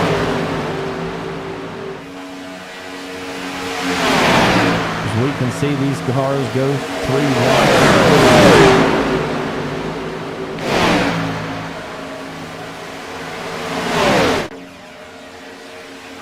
I'm going to do what I can here, Cody, to maintain. Oh, yeah. No, I understand, Brandon. This is about to be intense, right? Because we got 2 major races going on right now between the front pack and the middle pack. As we can see, continuing on, 3 laps to go. 55 holding his ground out there with Hoke. 51 right behind him. And the 69 car moving up from 12th place all the way up to that 3rd place position. And you know he's thinking in his head right now, what move am I going to make when we go white? Yeah, and the one that's not had a very good restart and has since fell back to 5th is going to be Kinsley Smith. That goes to one of those deals we worked with Truth about all night long, and Truth had the opportunity to make a move on the inside, and he did exactly that. This battle here continues to rage on, though, as Aaron Roth has since been able to take over the front spot from Andrew Teff, sorry. Alex Gate, still, he's been able to put some distance between him and the next gen cars behind him. So let's go back to the front as we see a move being made by the 41, Cody, as these drivers will be heading to the white flag this time by, which means this race will finish right then. So we're going to maintain with this group here for just a second. We're going to check up on these guys right here. Aaron Roth currently leading his group, Alex Gate leading his. We'll call this finish here as we'll see who makes a move and who doesn't. Jesse tried to make a move. Cody wasn't able to complete it. So it's going to allow Blevins and Smith to link up. Yep, going to be curious to see. Look at this. Look at the 15 car, Brandon, pushing on the outside. And he's got the draft from the 41 Marquis on the outside. He does have drafting help on the outside. Now this race isn't over yet. We're going to stay right here as these guys back here still in tow.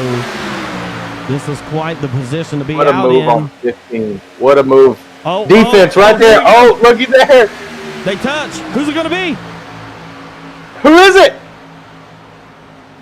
We'll check the timing as here comes the finish here. 3 wide across the finish. Yeah, I believe Alan Carter is going to get the win in the next gen. Aaron Roth, I believe, is going to get the win there. And currently right now, I'm showing Kinsley Smith and Truth Hoke at a 0.00 finish. But I believe Kinsley Smith is going to get the win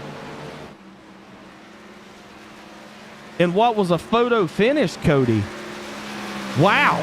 What a finish. Wow, wow, wow. How often, Brandon, do we see a 0.00 coming around the final across the checker? Aaron Roth. Absolutely insane finish. Wow. And there's your burnouts. Yeah, let me see if I can get down here on Kinsley.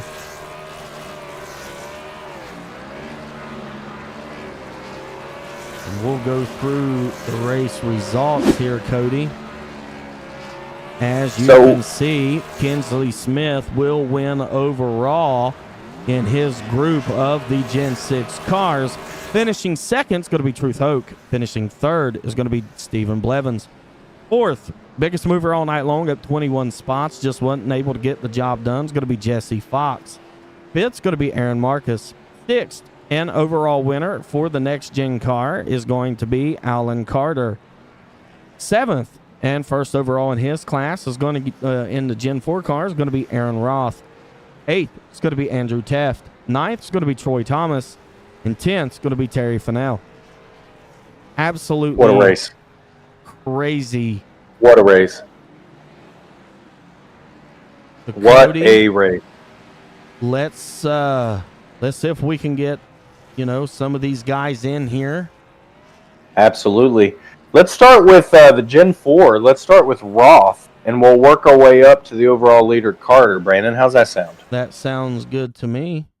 All right, let me find Roth here. Let's see.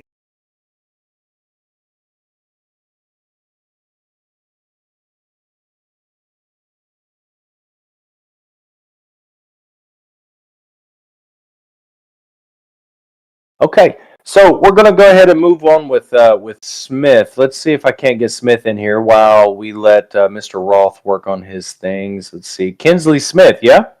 Yes. All right, let's see.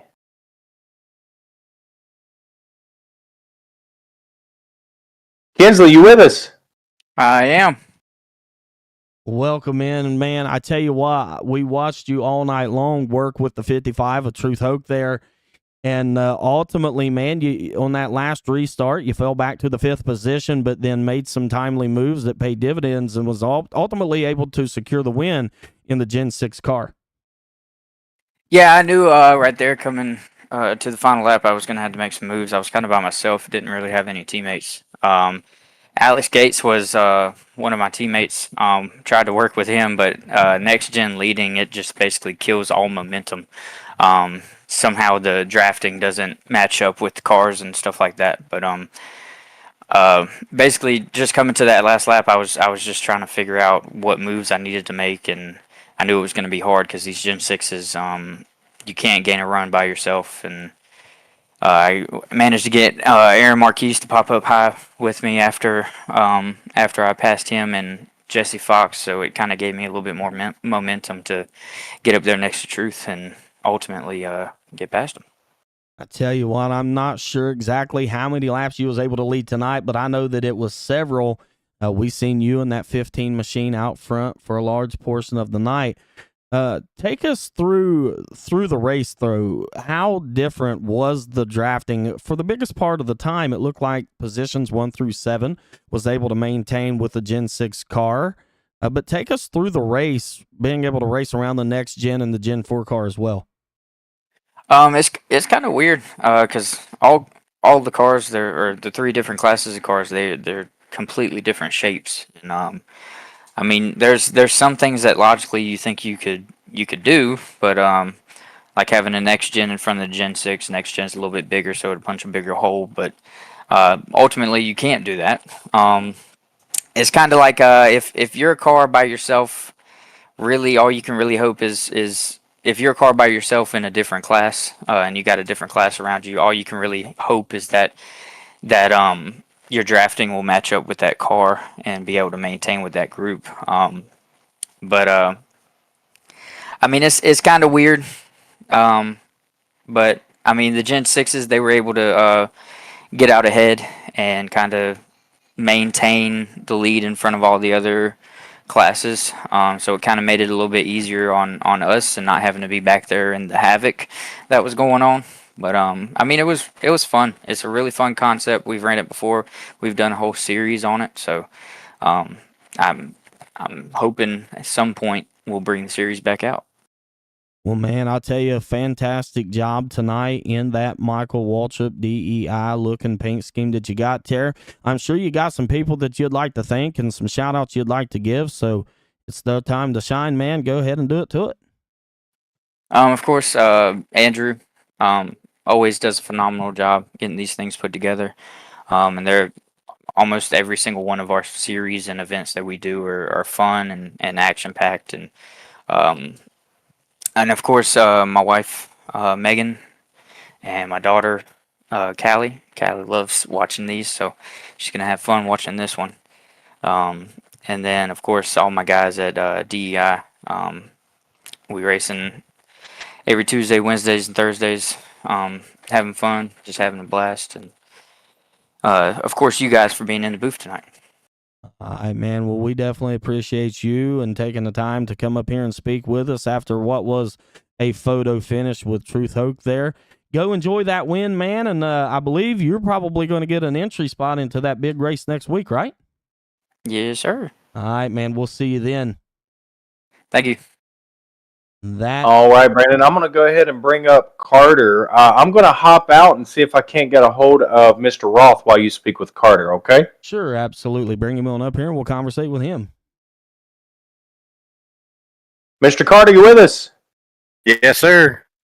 Congratulations, man, Brandon. Yeah, absolutely, man. Congratulations. You was the first overall in the next gen car. And I can tell you, I kind of missed it because we were trying to call 3 different races essentially, but ultimately, man, at the start finish line, you was the first one across. Yeah, the 77 left the bottom open on exit. There were some cars that had gotten together in that pack in front of us, and it kind of broke them up, and I guess it slowed their momentum.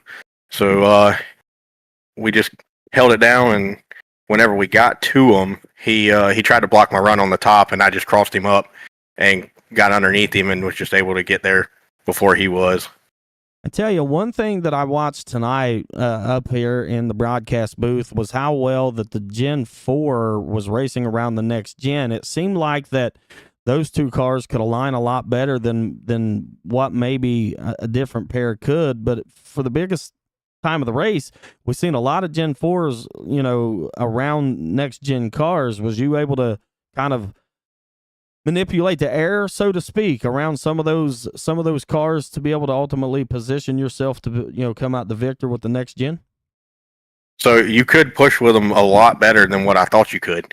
But if you ever got disconnected, they would just drive away from you. You had to really stay pushing everywhere, and it was one of those things where you were on the edge the entire time, and you just didn't want to get that bad push, especially like through the corner, because you had to stay locked up with them to keep that momentum and stay there with them. If you ever broke up, that was it. They were driving away. So take us through the night, being able to race around the Gen 6, the Gen 4 with this next gen car. Kind of tell us a little bit how that felt and how different that was, having all three classes on the racetrack at the same time. So it was a blast. The next gen car obviously accelerated and got rolling a lot better than the Gen 4 and the Gen 6. But once you got to the back straightaway, they would both just have the power and drive on away from you. So you tried to get all you could and get up to speed as fast as you could going through 1 and 2 on the start, and get hooked up with one of them. Preferably the Gen 6 car was my thing. They would, for some reason, I could stay hooked onto them a little better and carry the momentum. But it was one of those things, again, once you got disconnected, that was it. You were basically throwing the anchor out.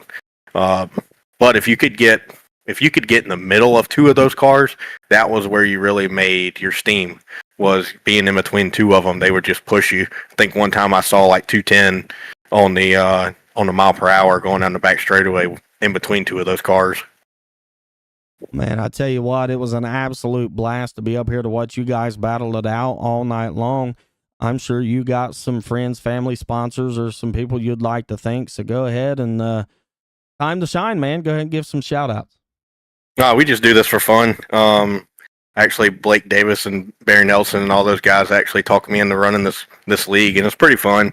I'm more of a sports car guy, running the asphalt road courses, so the drafting stuff isn't really my cup of tea, so to speak. But I'm learning. I'm getting a little better with it. So we'll continue to work and try to maybe bring home another win in this league. But it's fun. Just have a good time. I appreciate Andrew and his group putting this on for us. Absolutely, man. Well, congratulations for being first overall in your group, and I believe that you get an entry into a big race next week, yeah? Yeah, I didn't even know that until I was sitting in the waiting room, and Alex actually told me that, and he said that we get that free entry. I didn't even know. So luckily I hadn't registered and paid that entry fee yet, so now this will be that entry. Well, man, I believe that me and my brother is going to be back in the booth for that race, and so you'll definitely be one we'll keep an eye on. And I tell you, for a gentleman that doesn't do much drafting and does more road course than anything, you was able to perfect it tonight. So overall, great job, man, and we'll see you next week. All right, man, I appreciate it. Thank you. Congratulations, Alan. Appreciate it. Cody, was you able to make contact with Aaron Roth by chance?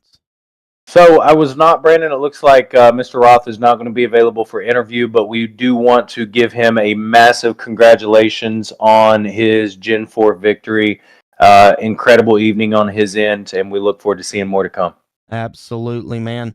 Well, that will be the end of the show for us on the Racers Elite Network. And I tell you, Cody, it was an absolutely crazy night. It was an incredible night, crazy night, beginning to end, nothing but action all the way through. Several of those big crashes, several lead changes all the way through. And on my note, I'll leave you on this, Brandon. The greatest racer of all time, Mr. Dale Earnhardt himself, said the winner ain't the one with the fastest car. It's the one who refuses to lose, right? He did say that. And that will be the completion of our broadcast for this wild, crazy event. I will see everybody again soon. And on behalf of Andrew Teff, Racers Elite, and Racers Elite Network, we want to say good night, and we'll see you all again soon. Night, everybody.